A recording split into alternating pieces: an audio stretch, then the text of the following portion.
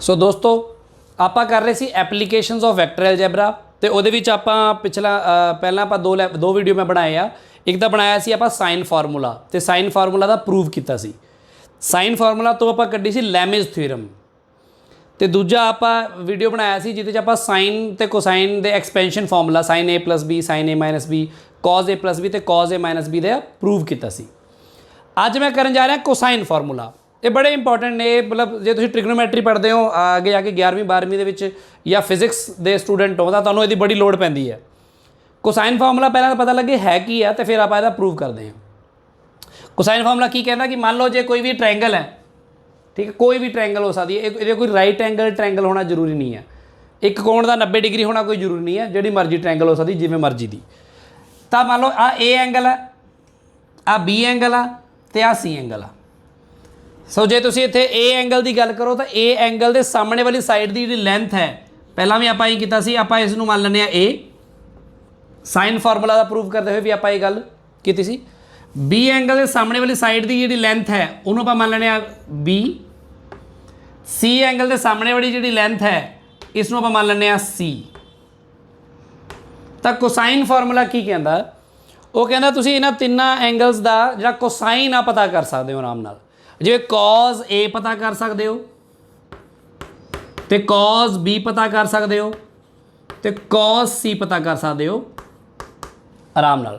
तो जे तुहानूं एक टी रेशो मिल जाए तो तुसीं बाकी सारे टी रेशो पता कर सकते हो। तुहानूं पता ही है, ये तो 10वीं क्लास में सिखाया जाता है ट्रिग्नोमैट्री होगा कि कॉस ए की होगा। देखो हाँ ए एंगल जेडे दो साइड्स तो मिलके बनया ना ए एंगल बी तो सी, सो ए के बराबर होंदा देखो B square plus c square minus a square आ वाला ए जोड़ा वो सामने है बटा 2 टाइम्स बी सी। यदा मैं प्रूव कराऊंगा, हले तो सिर्फ थोड़ा मैं लिखा ही रहा हाँ। कॉस बी एंगल किमें होगा, बी देखो कि बनया सी तो ए ना मिलके बनया तो इतने बन जाऊगा सी स्केयर प्लस ए स्केयर माइनस बी स्केयर बटा 2ca। थोनों अपने आप देख के पैटर्न पता लग गया ना भी बेसिकली अगला की लिखन जा रहा है मैं। कॉस सी की होगा, सी की तो बनया ए तो बी तो मिलके बनया तो a square plus b square minus c square बटा 2ab। सो आ अपना कोसाइन फॉर्मूला है। तीनों में कोई एक भी दस देवां मैं प्रूव, तो बाकी थोनों पता है उस तरह ही प्रूव कर सकते हो तुसीं। ये ट्रायंगल के लिए आ कोसाइन फॉर्मूला है तो आप इसनूं प्रूव करना है हुण आपां वैक्टर अलजैबरा दे नाल। तो जिवें मैं तुहानूं साइन फार्मूला का प्रूव कराया सी, जे तुसीं नहीं देखिया तो इसे प्लेलिस्ट में 1-2 वीडियो उपर जाके तुसीं देख सकते हो। कोसाइन फार्मूला का प्रूव आपां वैक्टर अलजैबरा नाल ही कड्डांगे। किवें कड्डांगे उहदे लई फिर आपां उवें मान लांगे कि मान लो कोई ट्रायंगल है, आई वाली ट्रायंगल मान लो चाहे इस तरह आ मान लो ए है, आ बी तो सी तो साइड की लेंथ तुहानूं पता ही है ए length B length C length. पर आपां इत्थे की करांगे, आपां ए लेंथ की बजाय इनू एक नाल डायरैक्शन भी दे देवांगे, एरो पा देवांगे तो इनू वैक्टर की तरह मान के चलांगे। आ मान लांगे ए वैक्टर है तो बी के सामने वाला आ वाला आ मान लवांगे बी वैक्टर है, सी के सामने वाला आ इत्थों बंद करो इनू आ मान लवांगे सी वैक्टर है। सो बिल्कुल यही काम आपां कीता सी साइन फार्मूला के प्रूव लई भी यही आप इत्थे करांगे। एंगल आ बी आ ए आ सी आ तुहानूं पता ही है तो आप इन्हां विचों कोई प्रूव करांगे, जिहड़ा मर्जी प्रूव कर देंगे, सारे प्रूफ सिमिलर ही ने। सो इत्थे देखो तुहानूं पता लग रहा इत्थे a vector plus b vector plus c vector is equal to 0 vector, ये तो तुहानूं पता ही है भी यह होएगा। तुसीं इन्हां विचों कोई भी प्रूव करना है, जिवें 11वीं दे मान लो तुसीं मैथ के स्टूडेंट हो, फिजिक्स के नहीं हो, मान लो मैथ के स्टूडेंट हो तो मैथ के स्टूडेंट ट्रिग्नोमैट्री पढ़ते हैं तो तुसीं ट्रिग्नोमैट्री विच इहदा प्रूफ यूज़ करना चाह रहे हो हुण कि ट्रिग्नोमैट्री विच मैं इहनूं किवें करां, बी करना है। मान लो जिहड़ा भी एंगल दा तुसीं फार्मूला पता करना है, जिवें आ देखो बी एंगल किहदे नाल बणिया आ, सी तो ए वैक्टर विच बणिया ना, एक तरह बी तो नहीं बनया 180 - बी होगा पर होगा तो बी ए दो साइड्स नाल मिल के बनया ना। उन्होंने दोनों को इधर रखो, एक वैक्टर उधर लै जाओ तुसीं। सो इत्थे मान लो जो मैं कॉस ए फॉर्मूला प्रूव करना है तो ए किहदे नाल बनया देखो बी तो सी नाल। सो मैं इत्थे की करांगा बी तो सी वैक्टर इत्थे रखांगा, आ ए वैक्टर उधर जाके माइनस हो गया माइनस ए वैक्टर। आ इक्वेशन बनावांगे पहला आप। इस तो बाद असीं करांगे स्केयरिंग बोथ साइड्स। देखो स्केयरिंग का मामला बड़ा वो हुंदा वैक्टर दे विच ना, क्योंकि स्केलर विच तां सीधा ही हुंदा कि एक्स ते वाई हैगे ने, मान लो एक्स इधर आ इधर 4 आ, तो स्केयरिंग बोथ साइड्स मतलब हो गया एक्स स्केयर बराबर है 16। ये तो ठीक है, पर वैक्टर्स दे विच बड़ा ख्याल रखना पैंदा आपां नूं कि इत्थे किवें स्केयरिंग होऊगी। स्केयरिंग का मतलब की है, देखो वैक्टर च आपां देखिया किसी भी वैक्टर नूं जे उसे वैक्टर दे नाल डॉट प्रोडक्ट करदे हो तो वह मैगनीट्यूड का की आ जाता। देखो इतने कॉज ए वैक्टर तो ए वैक्टर एंगल 0 डिग्री है, कॉज 0 डिग्री 1 होंदा है, तो यह बन जाता है ए का स्केयर। सो किसी भी वैक्टर दे विच किसी वैक्टर का स्केयर का मतलब होंदा उस वैक्टर नूं उहदे अपने आप दे नाल डॉट प्रोडक्ट करना, क्रॉस नहीं करना, डॉट प्रोडक्ट करना। सो इत्थे आपां डॉट प्रोडक्ट करांगे। देखो इत्थे आपां बी प्लस सी वैक्टर का, क्योंकि ये वैक्टर दोनों बराबर ही ने, डॉट प्रोडक्ट करांगे बी प्लस सी दे नाल ही, ते माइनस ए वैक्टर का डॉट प्रोडक्ट करांगे माइनस ए दे नाल ही। ठीक है, स्केयरिंग की बेसिकली मैं दोनों पासे, क्योंकि दोनों वैक्टर सेम सीगे। आ की बनूंगा देखो बी डॉट बी थोड़ा पता जिमें होनी क्या, मैं थोड़ा बी डॉट बी बन जूगा बी दे मैगनीट्यूड का स्केयर, क्योंकि बी ते बी विच एंगल कितना है 0 डिग्री है। इस तो बाद बी डॉट सी उस तो बाद सी डॉट बी ते बी डॉट सी सेम ही होंगे ने, इसलिए 2 बार लिख देने आप इत्थे ते विच डॉट पा देने हैं।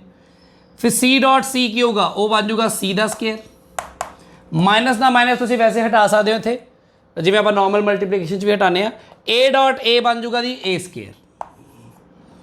हुण तुसीं देखो आ की बन गया, ये बन जाएगा B square plus 2 times B dot C की बनूगा, देखो बी का मैगनीट्यूड सी का मैगनीट्यूड, हुण मैं डॉट हटाता विच वैसे गुणा कर रहा मैं, तो cause of angle between them. हुण बी वैक्टर ते सी वैक्टर च एंगल कितना, ये गल बड़े ध्यान नाल समझनी है। बी वैक्टर देखो उधर जा रहा, सी इधर जा रहा, सो बी वैक्टर ते सी वैक्टर च एंगल आ वाला होएगा, होर तुसीं कह दोगे आ वाला ही है, आ वाला एंगल होएगा बाहरला, तो आ एंगल कितना है ए आ 180 माइनस ए, सो ये बन जू कॉज 180 डिग्री माइनस ए बराबर है ए स्केयर दे, नहीं नाल सी स्केयर भी आऊगा पहला, प्लस सी स्केयर बराबर है ए स्केयर दे।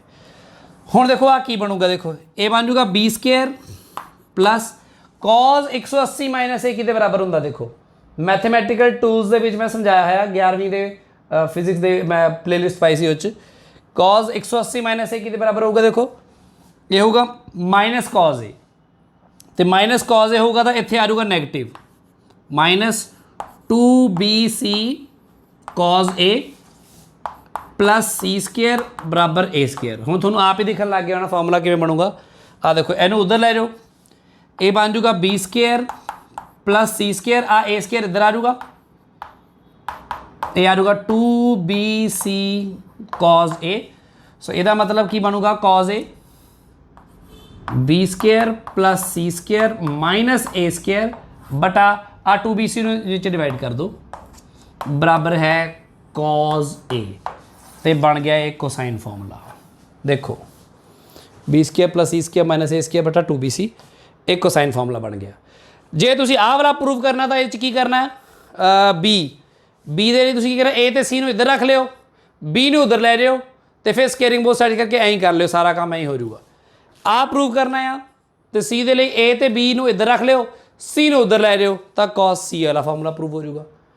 हुण तुसीं देखोगे ਇਹਦਾ फायदा की है आपां नूं, देखो ਇਹਦਾ फायदा ये है कि मान लो जे आपां नूं हुण कोई भी ट्रायंगल गिवन आ, कोई भी ट्रायंगल दे ਉਹਦੇ साइड्स पता ने आपां नूं, मान लो आ कोई ट्रायंगल गिवन आ, कुछ भी कोई भी हो सकती है, मान लो आ 3 है तो आ मान लो 5 है तो आ मान लो 7 है, वैसे ही कोई भी मतलब 3 साइड्स पता ने आपां नूं, ते एक ट्रायंगल बन गई है। इस ट्रायंगल के मैंने कोई बंदा ऐं ही पूछ ले, सिंपल देखो अप्लाई किवें करना भी आ एंगल कितना है दसो, थीटा कितना है, तो मैं इसका कोसाइन पता कर सकता किवें होगा, कॉस थीटा बराबर है थीटा किहड़े किहड़े साइड में मिलकर बनया 3 ते 7 नूं ना, तो देखो 3 का स्केयर जमा 7 का स्केयर माइनस सामने वाली साइड का स्केयर बटा 2 गुणा 3 गुणा 7 ऐं करते हैं ना आप।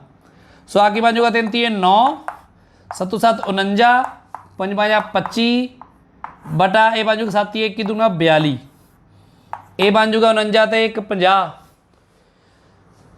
ये बन जूगा 58 58 माइनस 25 देखो कितना हो गया 33 हो गया बटा 42। सो इसका मतलब जो कॉस थीटा की वैल्यू थोड़ा पता लग गई 33 बटा 42, इनू जिथे मर्जी वरत लो, ठीक है ना, इनू जिथे मर्जी वरत लो। तो इस तरह ही हूँ जिवें आ पता करना हो तो आ भी 5 स्केयर जमा 7 स्केयर माइनस 3 स्केयर बटा 2 गुणा 5 गुणा 7। सो आ कोसाइन फॉर्मूला नाल तुहानूं कोई भी ट्रायंगल चाहे वो राइट एंगल ट्रायंगल ना होवे, क्योंकि सानू ऐ हुंदा कि राइट एंगल ट्रायंगल च सानू टी रेशो कढने आसान लगदे आ, पर जे ना होवे तां भी कोसाइन पता किया जा सकदा ते साइन फॉर्मूला ਆਪਾਂ कर ही चुके हैं पहला। सो आ सीगा अपना कोसाइन फॉर्मूला, ये भी एक तरह आप देख सकते हैं, ये भी एप्लीकेशन ही है एक तरह की वैक्टर अलजैबरा की, ठीक है जी।